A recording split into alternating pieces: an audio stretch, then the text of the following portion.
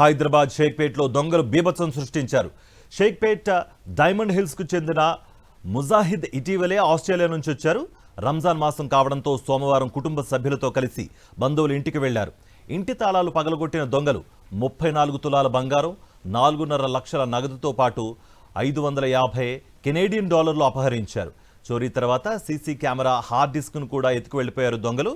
ఘటనా స్థలానికి చేరుకున్న పోలీసులు క్లూస్ టీం సాయంతో ఆధారాలు సేకరిస్తున్నారు.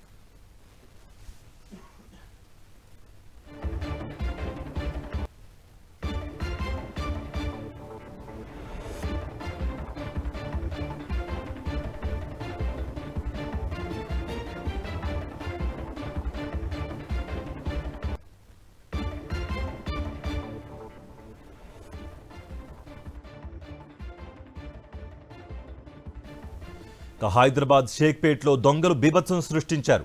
షేక్పేట్ డైమండ్ హిల్స్ కు చెందిన ముజాహిద్ ఇటీవలే ఆస్ట్రేలియా నుంచి తిరిగొచ్చారు. రంజాన్ మాసం కావడంతో సోమవారం కుటుంబ సభ్యులతో కలిసి బంధువుల ఇంటికి వెళ్లారు. ఇంటి తాళాలు పగలగొట్టిన దొంగలు 34 తులాల బంగారం, 4.5 లక్షల నగదుతో పాటు 550 కెనేడియన్ డాలర్లు అపహరించారు. చోరీ తర్వాత సీసీ కెమెరా హార్డ్ డిస్క్ ను కూడా ఎత్తుకు వెళ్లిపోయారు దొంగలు.